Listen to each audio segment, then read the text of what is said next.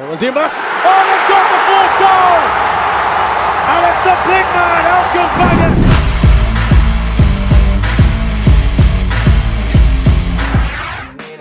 Elkan Baggett dapat beban di Gillingham terancam gagal bela timnas Indonesia di Piala AFF 2022.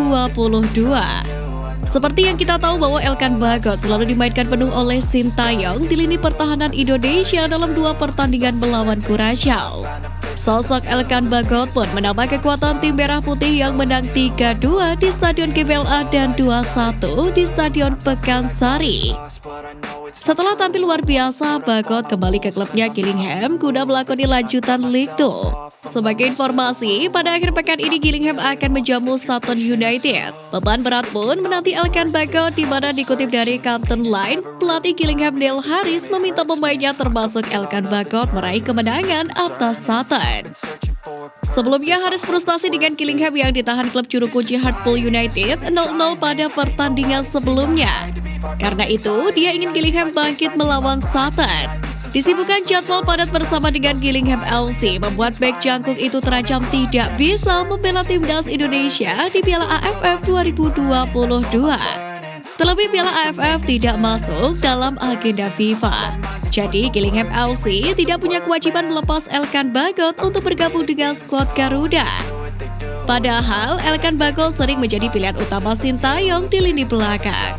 Postur yang tinggi serta kemampuan bertahan yang cukup baik menjadi alasannya. Namun andai Elkan Baggett tidak dilepas oleh klubnya, Sintayong bisa memakai jasa pemain-pemain sebelumnya seperti Fakhrudin Arianto, Rizky Ridho, Rahmat Irianto, dan juga Muhammad Ferrari bisa menjadi alternatif. Hajar 5-0 lawan dalam laga uji coba, skuad Bima Sakti siap menata Piala Asia. Timnas Indonesia U17 meraih kemenangan telak 5-0 dalam laga uji coba melawan PPLP Kemenpora di Stadion Pekansari Cibinong pada Rabu 28 September malam.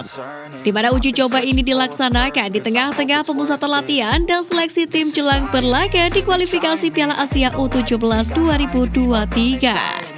Dalam laga tersebut, gol kemenangan Timnas Indonesia U17 dicetak oleh Arkan Kakak, Muhammad Nabil, Azaki Esa, dan Waili Makrifat. Pelatih Bima Sakti pun menegaskan hasil ini menjadi bukti kesiapan timnya untuk bertempur di kualifikasi Piala Asia U17 2023. Para pemain terus menunjukkan perkembangan yang positif. Kami sudah siap mengikuti kualifikasi Piala Asia U17 2023, kata Bima Sakti. Pelatih Bima Sakti juga menegaskan para pemain timnas Indonesia U17 harus mempersiapkan mental dengan sangat baik. Upaya itu dilakukan agar bisa meraih kemenangan karena Indonesia berstatus sebagai tuan rumah. Bima Sakti juga berpesan agar pemainnya tidak meremehkan lawan. Kami persiapkan dengan baik semuanya, termasuk persiapan mental. Apalagi main di kandang sendiri, harus fokus dan tidak boleh meremehkan lawan, tegas Bima Sakti. Sementara itu, Ketua Umum PSSI Muhammad Iryawan menyambut baik persiapan Timnas Indonesia U17 untuk kualifikasi Piala Asia U17 2023. Pria yang akrab disapa Iwan Bule itu berharap persiapan bisa maksimal demi meraih kesuksesan. Media Vietnam kaget dengar target Sintayong, Crown Trophy segera terbuka. Sejak awal, Ketua Umum PSSI Muhammad Iryawan menargetkan kepada Sintayong untuk mengantarkan skuad Garuda menjadi yang terbaik di Piala AFF 2022. Banyaknya pemain abroad plus kemungkinan diperkuat oleh Jordi Amat, Saint Patinama, dan Sandy Walsh membuat kepercayaan diri Muhammad Iryawan melambung.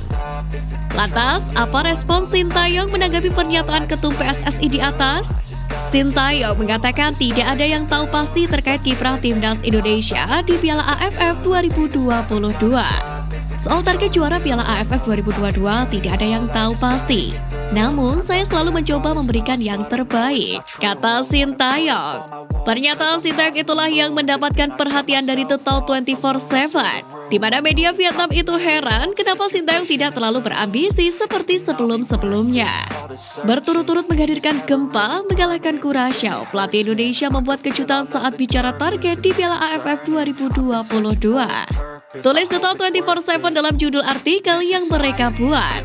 Namun yang perlu kita semua sadari bahwa fakta di lapangan menunjukkan sebaliknya. Mungkin saja Sintayong tidak sedang berambisi tapi sedang membangun timnas Indonesia untuk jangka panjang. Hingga banyak pihak yang mengatakan masa depan timnas Indonesia berprospek cerah. Hal tersebut lantaran sebanyak 19 dari 23 personel timnas Indonesia ketika 2 kali mengalahkan Kurasaw dalam uji coba FIFA Matchday belum menginjak lebih dari 25 tahun. Di mana hanya Fakhrudin Arianto, Mark Klok, Ricky Kambuaya, dan Syahrul Trisna, pemain timnas Indonesia yang berumur 25 tahun ke atas. Selain itu, sejumlah 15 dari 23 pemain timnas Indonesia bahkan masih berusia di bawah 23 tahun yang masih punya banyak waktu untuk berkembang. Nama-nama seperti Egy Maulana Fikri, 22 tahun, Witan Sulaiman 20 tahun, hingga Pratama Arhan 20 tahun terbilang belum mencapai performa tertingginya. Itu artinya kualitas timnas Indonesia dapat meningkat pesat seiring selaras dengan perkembangan para pemain muda sampai berada di usia emas. Lalu bukan tidak mungkin timnas Indonesia dapat membuka keran trofi dalam waktu dekat dengan berkekuatan para pemain muda yang ada.